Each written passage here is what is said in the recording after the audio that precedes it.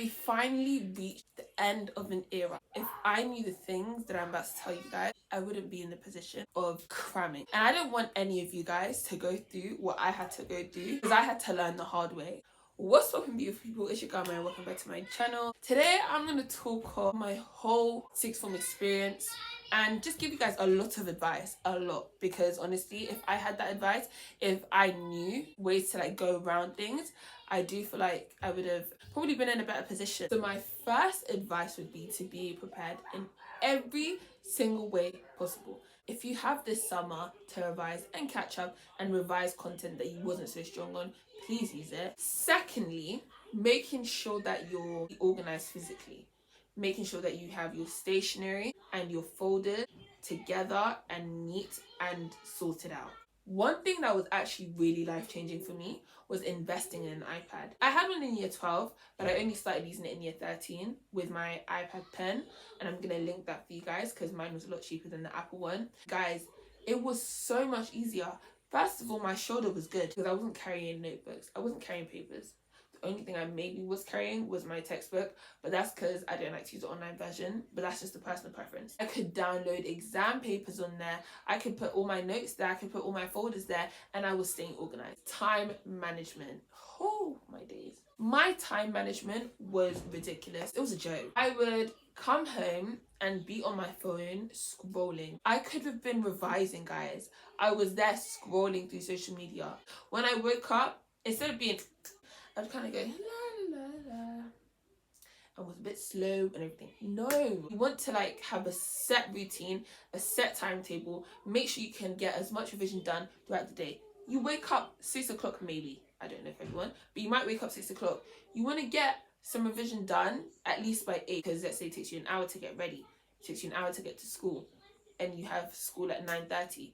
Then 8, you could actually just sit there and revise. Just give yourself time where you can revise, because then you maximize your day, you maximize your time, and you're more efficient. Sorry, I sound like an economist. I do economics, or I did economics.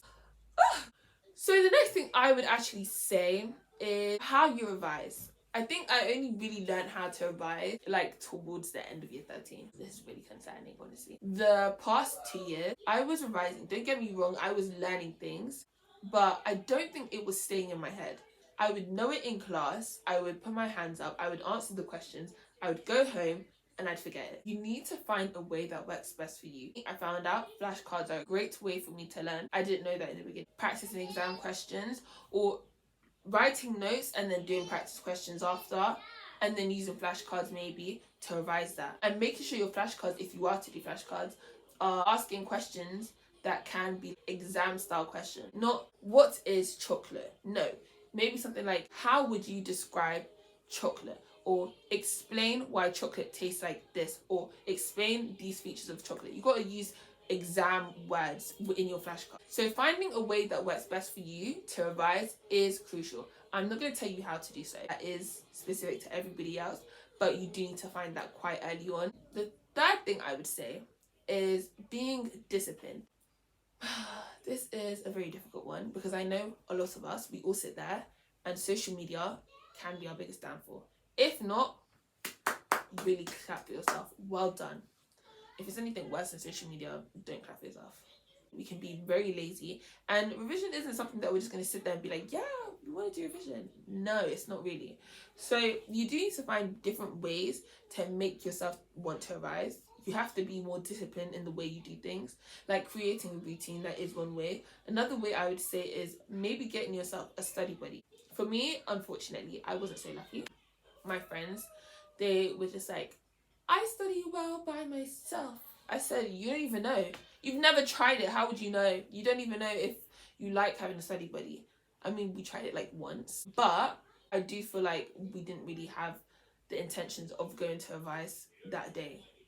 But on another day, we could have. Finding yourself somebody who is going to help you and keep you accountable with your revision, you know? You guys, especially, it'd be very helpful as well if you found one that is in your subject. If they don't do your subject, it's not a problem, because towards the end of the year, I actually got one of my friends who doesn't even do any of my subjects, but we would sit in the cafe and we would revise, and it was great. I also sometimes brought my sister. I got a lot of work done throughout the day. And you know what, actually, I'm going to show you guys some videos of me revising in the cafe with my sister. Speaking of cafe, another way to maybe stay disciplined is to change the atmosphere up.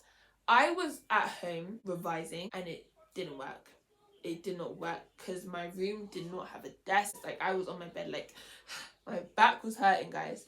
And so obviously it would be easy for me to fall asleep. It'd be easy for me to get lazy and not continue to revise. Then eventually I moved to my siblings' room, which was a bit better because they had a desk and a computer. But again, it was difficult because they was always distracting me. I went to the library, not a bit of me, just not a bit of me. But when I went to the cafe, it was amazing. I sat there for a good whole day revising, drinking a nice caramel. Is it a latte? No, caramel frappuccino from Costa. Shout out Costa, because that was... If you don't want to go, and maybe it might be a bit more difficult to obviously go to a cafe all the time, invest in a desk and make your desk look gorgeous. Have a nice candle, have a nice diffuser, oil diffuser. Make studying romantic. You have to make it something like, wow, I really want to do this. So we're actually coming towards the end now. I know it's getting a little bit dark, but don't worry, we're going to wrap this up soon. I think the most important thing, which, and it's surprising I actually didn't say this in the beginning, but one of the most important things to do is to know your specification. I did not know my specification for a good year. How was I supposed to learn efficiently without knowing my specification? I was like, what's that? What is a specification? And year 13 came and I was reading it. I said, why didn't I not know this before? Because it made my life easier, because I knew what needed to be learned, what did not need to be learned, because some textbooks do have information that you don't actually need to learn.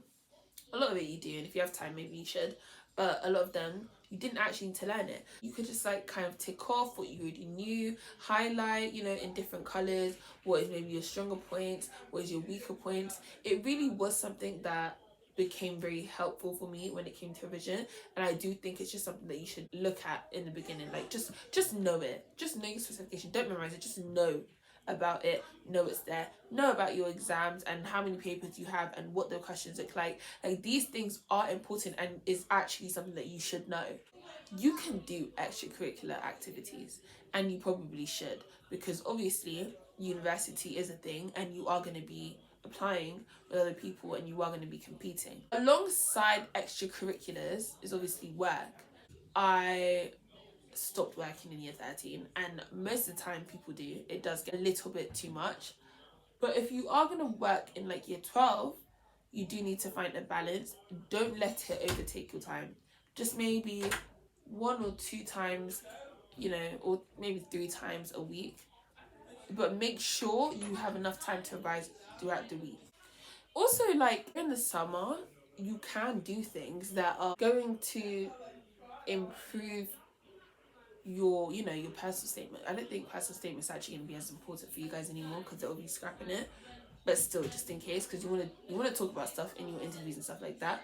But you do want to make yourself well-rounded, you know, and you can't really make yourself well-rounded without all these stuff to your name. Thank you guys for watching this video. I probably do have a lot more that I have to say, but right now my head is not properly, so if anything else comes up, maybe I'll make a part 2. Maybe I won't. If you have any advice that you want to put in the comment section below, please go ahead and do so for your fellow year 12s and year 13s. Good luck to you guys going into 6th form. I'm out. If you want to watch me on my gap year experience, you know, subscribe to my channel. Bye guys.